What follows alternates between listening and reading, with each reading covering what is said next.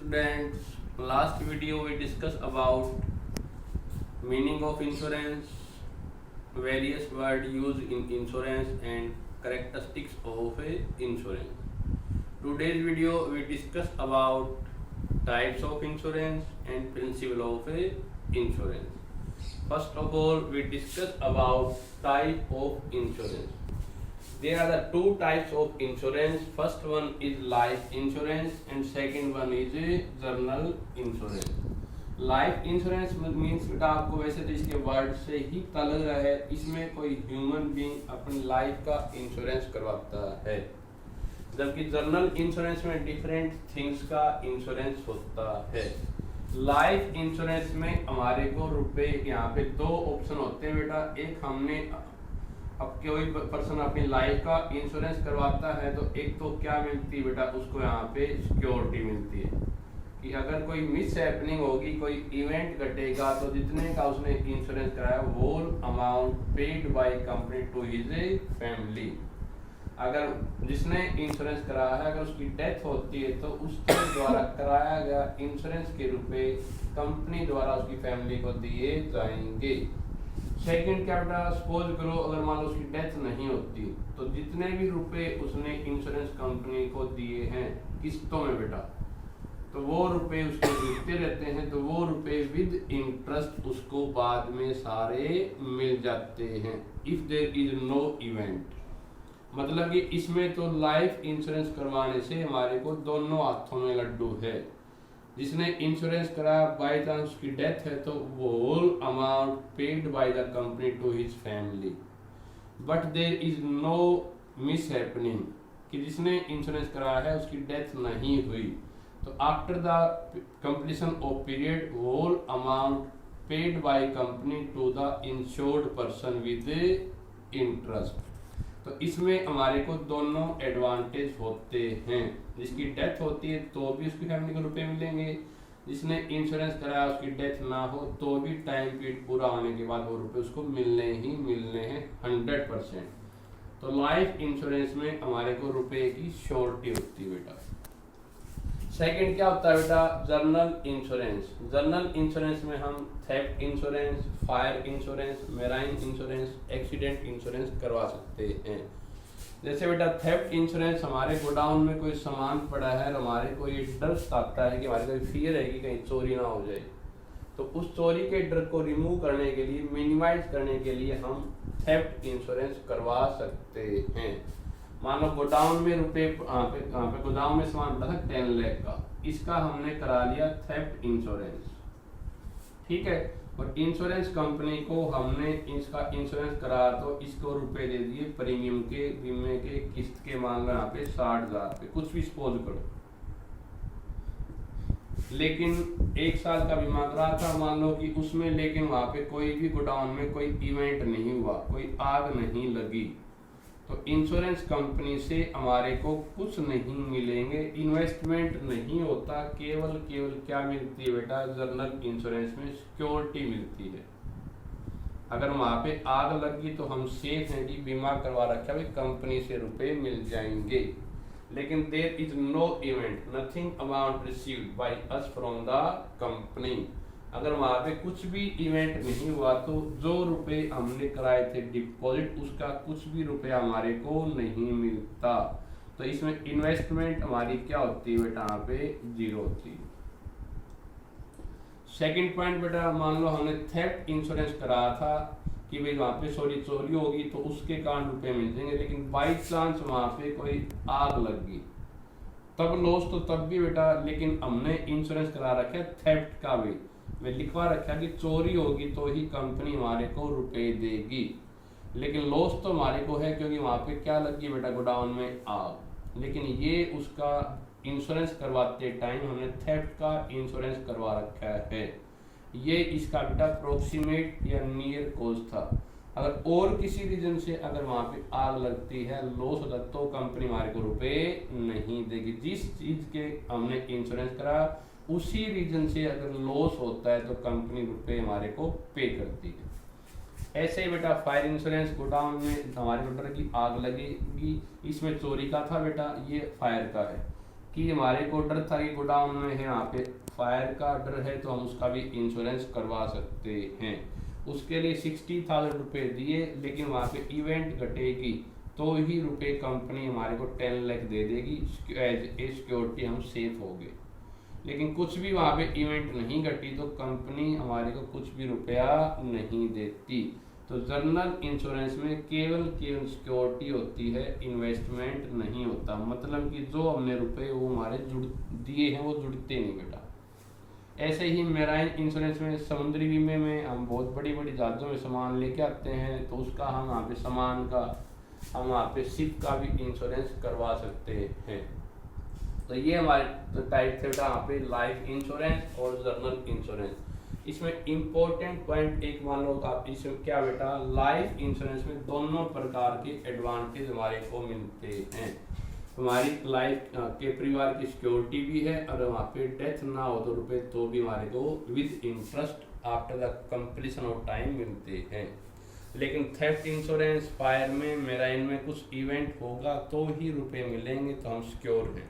If there is no event, nothing amount will be received, so there is no investment। ये बेटा clear है। एक important point, suppose करो हमने यहाँ पे फायर इंश्योरेंस कराया था 10 लाख का, और कंपनी से वो 60,000 रुपये इंश्योरेंस प्रीमियम के किस्त के पे कर दी, बीमा करवा लिया। अब बाई चांस वहाँ पे आग लगी, आग लगने से सपोज करो वहाँ पे लॉस हुआ बेटा गोदाम में मान लो 6 लाख का, तो कंपनी हमारे को कितने रुपए देगी बेटा, यहाँ पे 10 लाख नहीं देके ओनली 6 लाख देगी बेटा। यानी कि इंश्योरेंस करवा के हम बेनिफिट नहीं कमा सकते, केवल जो हमारा लॉस है उसको भरपाई कर सकते हैं। हम समझदार बन के यूं करते, सपोज करो कि गोडाउन में सामान था मान लो 6 लाख का, लेकिन हमने इंश्योरेंस करा लिया 16 लाख का या 10 लाख का, कि भाई यूँ दिखा देंगे आग लग गई तो ज़्यादा रुपए हमारे को मिलेंगे। अब वहाँ पे फायर वहाँ पे हो चुकी बेटा, आग लग चुकी, और कंपनी को ने हमने कहा भी हमारे को आग लगी रुपए दो, तो तब भी कंपनी हमारे कितने रुपए देगी बेटा, 10 लाख का इंश्योरेंस करा रखा है, लेकिन वहाँ पे फालतू जो गोदाम में सामान था उसे फालतू प्राइस का इंश्योरेंस करा लिया, पूरे सामान की आग लगी, तो भी कंपनी हमारे को 10 लाख नहीं देगी, कितने रुपए देगी बेटा यहाँ पे 6 लाख। यानी कि इसमें विच एवर इज लेस, जो दोनों में से कम होता है उसी की पेमेंट कंपनी हमारे को करती है। इंश्योरेंस कंपनी से इंश्योरेंस करवा के हम एडवांटेज नहीं उठा सकते, केवल लॉस की भरपाई कर सकते। थर्ड, अब नेक्स्ट टॉपिक हम क्या करेंगे बेटा यहाँ पे, प्रिंसिपल ऑफ इंश्योरेंस। सो बेटा next topic is principle of insurance. Insurance is a contract between two party. बेटा इंश्योरेंस दो पार्टियों के बीच एक एग्रीमेंट होता है। इसके साथ साथ कोई भी इंश्योरेंस कंपनी या इंश्योर्ड बंदा है कुछ स्पेसिफिक प्रिंसिपल फॉलो करते हैं, वो ज़रूरी होते हैं बेटा। तो वो कौन कौन से प्रिंसिपल हैं? फर्स्ट वन इज बेटा principle of utmost good faith. ये हमारे इंश्योरेंस की फीचर में भी आ चुका, यानी कि दोनों इंश्योरर एंड इंश्योर्ड के बीच आपस में गुड फेथ होना जरूरी है। As explain earlier also, principle of the utmost good faith suggest that the both party, बीमा करने वाला और बीमा करवाने वाला, must disclose each fact and information related to insurance contract to each other. मतलब कि हर बंदा बीमा करने वाला और बीमा करवाने वाला वहाँ पे उससे रिलेटेड सारी इंफॉर्मेशन वहाँ पे एक दूसरे को बताएंगे, कोई भी बात क्लोज नहीं रखेंगे। इसमें एग्जांपल दे रखा है, मान लो किसी एक ने इंश्योरेंस कराया था और वो उसने टीबी से सफ़र करता था, उसने वो बात नहीं बताई, without showing that he is suffering from TB. उसने अपना क्या करा लिया बेटा, इंश्योरेंस करा लिया 10 लाख रुपए का, और 3 और 4 साल के बाद टीबी के कारण से क्या होगी बेटा, डेथ होगी। तब इंश्योरेंस कंपनी ने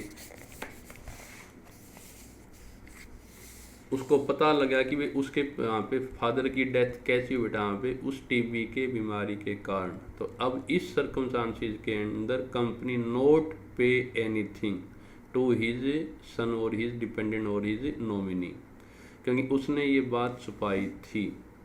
तो ये जो कॉन्ट्रैक्ट है बेटा ये हमारा क्या कहलाएगा बेटा, वॉइड। ऐसे ही इंश्योरेंस कंपनी ने भी कोई बात छुपानी नहीं चाहिए, should also clear disclose all term and condition related to the insurance policy जो उसने ली है बीमा करवाने वाले ने। If it is not done तो insured person can cancel the contract. मतलब कि दोनों बंदों ने आपस में इंश्योरेंस से रिलेटेड सारी बातें शो करनी चाहिए।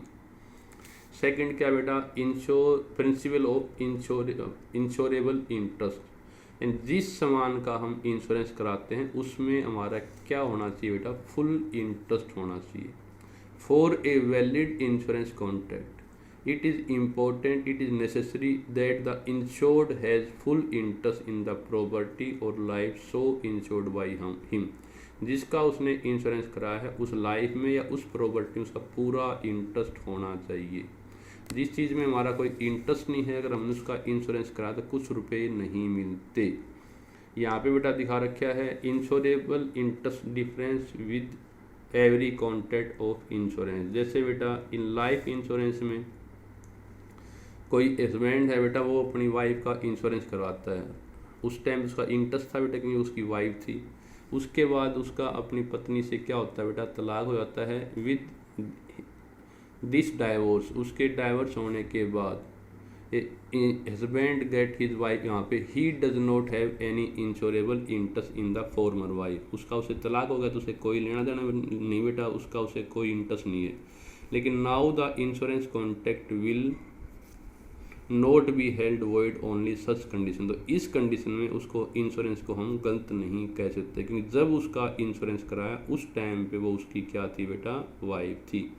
तो लाइफ इंश्योरेंस में in case of life insurance presence of insurable interest is required only at the time of taking of insurance। जब हमने बीमा करवाया है उस टाइम पे उस पर्सन में हमारा क्या होना चाहिए बेटा, इंटरेस्ट होना चाहिए इंश्योरेंस लेते time.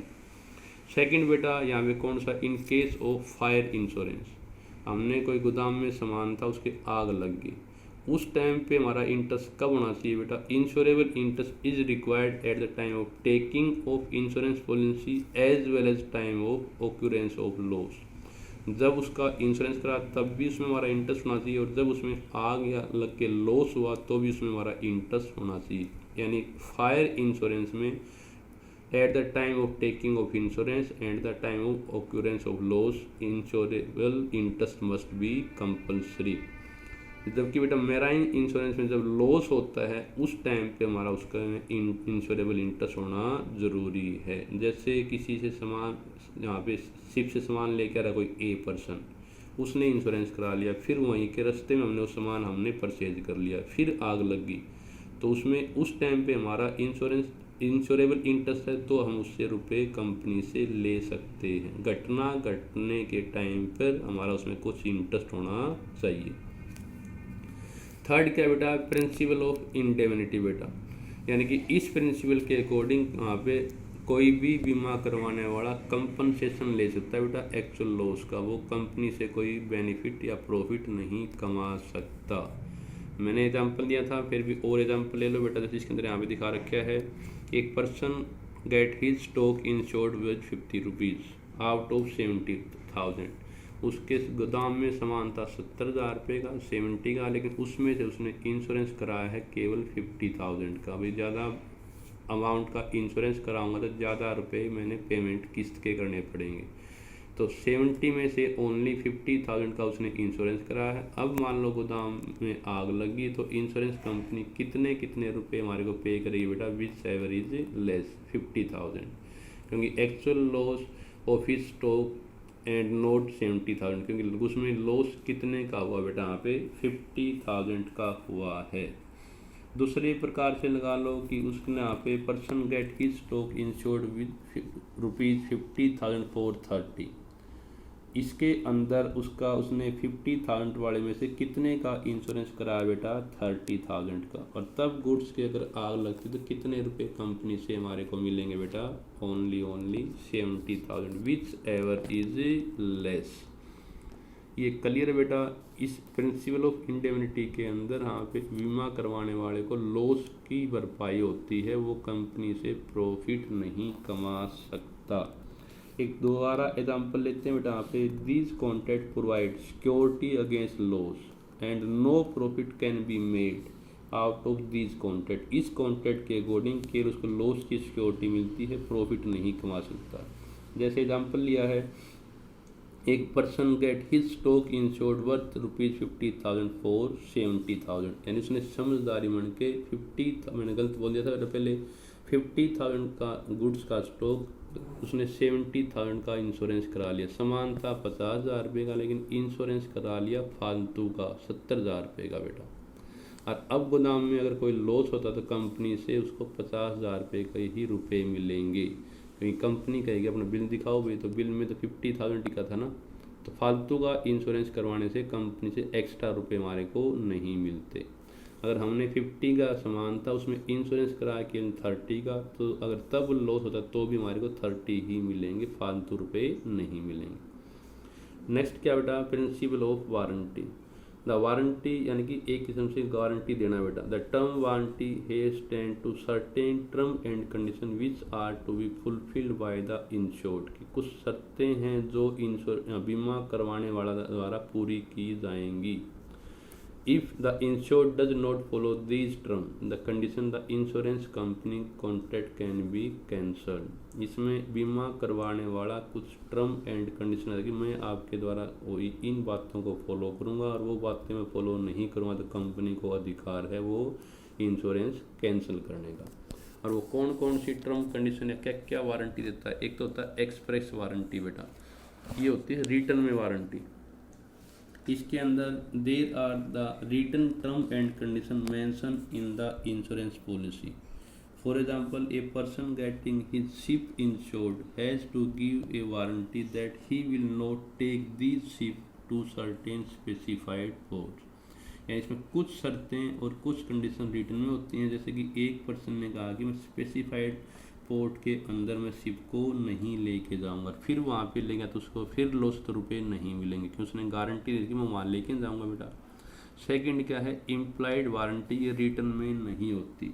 There are term and condition which are not written and are not mention in the insurance policy, policy के अंदर भी लिखी हुई नहीं होती। But these are followed essentially, लेकिन इन फॉलो करना ज़रूरी है। एग्जाम्पल बेटा, एक शिप का हमने करा लिया इंश्योरेंस, जो कैप्टन है through only that route which is use commonly by all other ship, तो वो जो ड्राइवर है या कैप्टन है जहाज़ का उसी रूट को फॉलो करेगा जिसमें बाकी जहाज़ जिस रास्ते से आती हैं। उसने उसके अलावा कोई गलत रास्ते से वहाँ जहाज़ लेके गया, तब वहाँ पे कोई लॉस है तो कंपनी उसको रुपए नहीं देगी। मतलब भाई तू अलग से क्यों गया भाई। Clear point.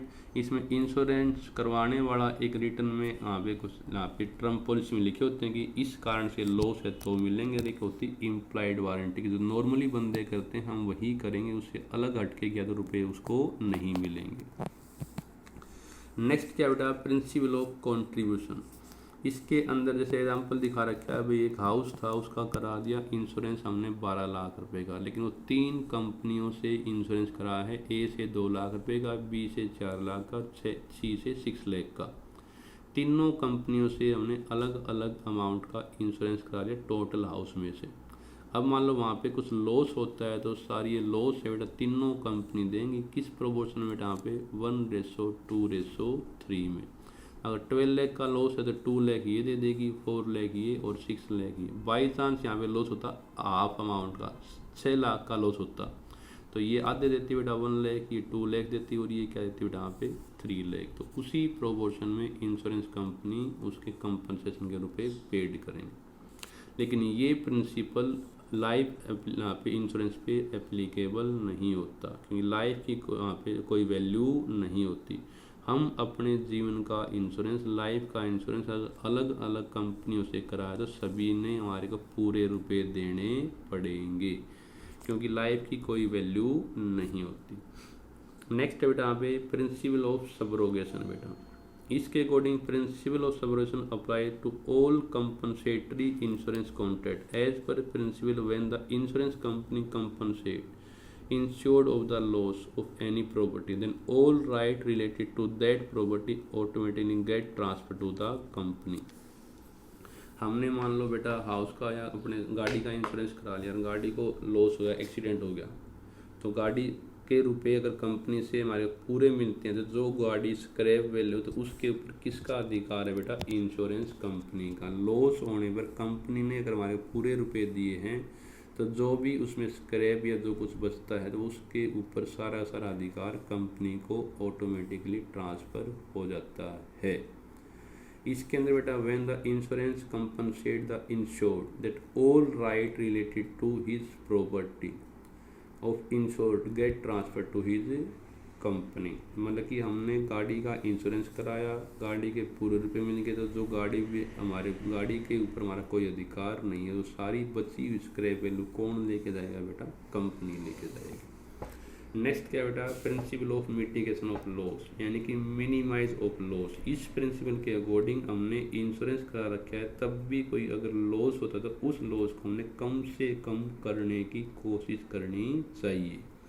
ये नहीं कि भाई इंश्योरेंस तो कराई रखा है, कोई दिक्कत नहीं, रुपए मिल जाएंगे। इस प्रिंसिपल के according insured should try minimize the loss of his property even if it is insured. Insurance कराने के बाद भी इंश्योर्ड पर्सन ने उस लॉस, अपनी प्रॉपर्टी के लॉस को कम से कम करने की कोशिश करनी चाहिए। एग्जाम्पल है बेटा, गोदाम में आग लग गई, the owner does not make any effort to, यहाँ पे just fire because godown is insurance. उसने आग का, गोदाम का करा रखा है फायर इंश्योरेंस, और आग लगने से वो ये खड़ा हो गया, ये नहीं देखेगा कोई बात नहीं, बीमा कराए रखे, तब भी उसने वहाँ पे सारे एफर्ट करने चाहिए उस लॉस को मिनिमाइज करने के लिए। नेक्स्ट हमारा क्या बेटा? 8 प्रिंसिपल ऑफ प्रोक्सीमेट कॉज। मैंने पहले बता दिया बेटा, जिस चीज़ का हमने इंश्योरेंस कराया है उस चीज़ के कारण अगर लॉस है तो रुपए हमारे को मिलते हैं, अदरवाइज नहीं मिलते। जैसे हमने गोदाम में सामान था, हमने करा रखे फायर इंश्योरेंस, लेकिन जो नुकसान हुआ बेटा वहाँ पे लॉस बाय थेफ्ट, तो कंपनी हमारे को रुपए नहीं देगी। Insurance company will compensate for the loss suffered by the insured due to cause mention in the insurance policy. Insurance policy में जो उसने कह रखा है भाई, जो लिख रखा है कि ये कारण हुआ तो मैं आपको रुपए दूंगा, अदरवाइज रुपए नहीं दूंगा। अगर but if loss suffered are due to cause not mention in the insurance policy, लेकिन कंपनी का लॉस हुआ है ऐसे कारण से जो पॉलिसी में नहीं मेंशन है, तो कंपनी हमारे को कुछ भी रुपए नहीं देगी। तो ये हमारे बेटा यहाँ पे अकाउंटिंग प्रिंसिपल आज हमने टॉपिक कर लिया। क्या क्या बेटा? एक तो हमने किया है टाइप्स ऑफ इंश्योरेंस,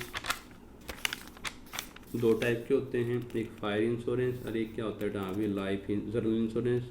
ये life insurance and journal insurance. Journal के 3 पार्ट्स हैं, फायर इंश्योरेंस इससे आग से रिलेटेड बेटा, theft insurance related to theft और मेराइन इंश्योरेंस। सेकंड हमने कराया बेटा प्रिंसिपल ऑफ इंश्योरेंस। प्रिंसिपल मैंने करा दिया principle of utmost good faith, यानी दोनों बंदों ने आपस में सारी बातें डिस्क्लोज करनी चाहिए। सेकंड कराया बेटा प्रिंसिपल ऑफ इंश्योरेबल इंटरेस्ट। जब हम इंश्योरेंस कराते हैं तो उसमें हमारा फुल इंटरेस्ट होना चाहिए, लेकिन ये अलग अलग है बेटा। लाइफ इंश्योरेंस में जब इंश्योरेंस कराते तो होता है, फायर में दोनों टाइम होता है, और मेराइन में eight the time of occurrence of loss होता है। प्रिंसिपल ऑफ इंडemnity में हम यहाँ पे लॉस का कंपनसेशन कर सकते हैं, प्रॉफिट कंपनी से नहीं कमा सकते, यानी कि जो दोनों में से कम है वही रुपए कंपनी हमारे को देगी। प्रिंसिपल ऑफ वारंटी, इसमें बेटा यहाँ पे जो इंश्योर्ड बनता है वो वारंटी देता है कि मैं आपकी टर्म कंडीशन को फॉलो करूँगा, और वो वारंटी 2 होती हैं, एक रिटर्न में और एक क्या होती है बेटा विदाउट रिटर्न। नेक्स्ट क्या बेटा प्रिंसिपल ऑफ कॉन्ट्रीब्यूशन। अगर हमने अलग अलग कंपनियों से इंश्योरेंस कराया है तो फिर लॉस होने पर वो कंपनियाँ उसी प्रोपोर्शन में, उसी रेशो में हमारे को रुपए देंगी, लेकिन ये रूल लाइफ इंश्योरेंस में अप्लाई नहीं होता। अगर हमने नंबर ऑफ पॉलिसी ले रखी हैं तब उसके एक्सपायरी होने पर नंबर ऑफ कंपनियों से ही रुपये हमारे को मिलते हैं। प्रिंसिपल ऑफ सब्रोगेशन में यानी कि जो हमारा सामान का नुकसान हुआ तो अगर कंपनी ने रुपए दे दिए तो बची हुई सामान के ऊपर हमारा अधिकार नहीं होता, वो कंपनी ले जाती है। प्रिंसिपल ऑफ मिटिगेशन लॉस में बेटा अगर इंश्योरेंस कराने के बाद भी हमने लॉस को कम से कम करने की ट्राई करनी चाहिए बेटा। और लास्ट क्या था बेटा, प्रिंसिपल ऑफ प्रोक्सीमेट कॉज, यानी जिस जो कॉज यहाँ पे LIC या पॉलिसी के अंदर मेंशन है उसी कारण से अगर कोई लॉस है तो कंपनी रुपए देती है, उसके जो कॉज हमने पॉलिसी में मेंशन नहीं है उस कारण से लॉस है तो रुपए हमारे कंपनी पे नहीं करेगी। थैंक यू बेटा।